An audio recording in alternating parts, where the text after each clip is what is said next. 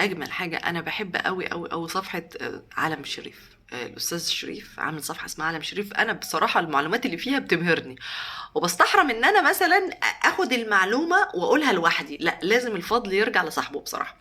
نزل بوست جميل قوي بيتكلم عن العقاب وانواع العقاب واهم الصور واشكال العقاب اللي موجوده في العالم الاخر. يعني المصري القديم كان عنده ثواب وعقاب، ودي حاجه مهمه جدا لانها ركن من اركان الايمان.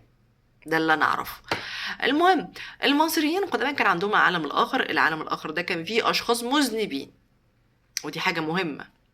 المذنبين دول بيكونوا ليهم يعني اشكال عذاب مختلفه. يعني مش ده الحاجه الوحيده اللي بتحصل لهم، لا، على حسب اللي عملوه. على حسب اللي عملوه بيحصل لهم العقاب، ان هم متعلقين بشكل مقلوب. طب فين الشكل المقلوب ده يا نرفان؟ الشكل اهو. اولا لاحظوا حاجه، هو منقلبين. ثانيا لونهم احمر. ثالثا مربوطين من ورا بوضع الاسير. متهيألي هنا مفيش اعضاء تناسليه متشاله. ايه السبب؟ شكلهم مرعب قوي قوي قوي. بس انا عايز اسال سؤال، هم ليه لابسين ده؟ هل ده دلالة على انهم مصريين؟ مش عارفه. يعني انا عايز اسال برضك لو حد يعرف المعلومه دي، ليه لابسين دقن رفيعه كده؟ تعالوا بقى نكمل بقيه المعلومه. ملاقين بشكل مقلوب، وده اللي بنشوفه من خلال المشهد ده اللي متسجل على جدران مقبرة الملك رمسيس التاسع. وما أدراكم ما مقبرة رمسيس التاسع ورمسيس السادس.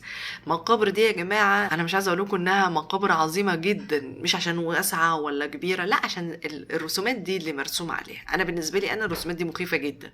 عارفين لما حد يقول لك خد كتاب عذاب القبر، أهو مرسوم أصلا، فما بالكم بقى لما تشوفوهم بقى مرسومين بالشكل بتاع المصريين القدماء. ده صعبة. النص ده او الرسمة دي ضمن مشاهد كتاب الكهوف، لان احنا عند المصريين القدماء مش كتاب واحد، مش كتاب موتى بس، لا، في كتاب كهوف وكتاب الارض ومش عارفة وكتاب الطريقين وحاجات كتيرة جدا كلها تفاصيل. يعني الديانة دي لغز في حد ذاته.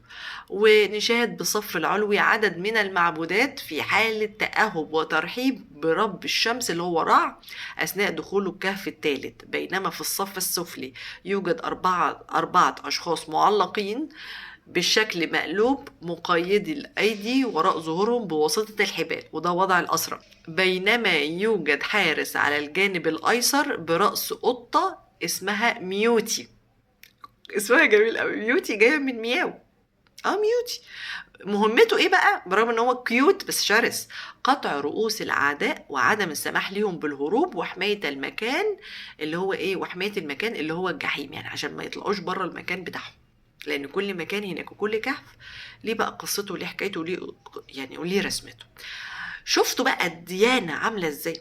وفي الاخر يجوا ناس بيشبهوا الراجل ده اخضر فسيدنا خضر، الراجل ده احمر فمش عارفه ايه، الراجل ده عامل كده فده سيدنا ادريس. يشبهوا. بص التجرؤ. بيشبهوا من غير ما يقروا، ويشبهوا من غير ما يعرفوا، الديانات حاليا بالحضاره المصريه القديمه. والله والله ما شفتش بجرائتكم، والله بجد شابو. ده الواحد بيتعلم كل يوم، ما اقولكمش يعني.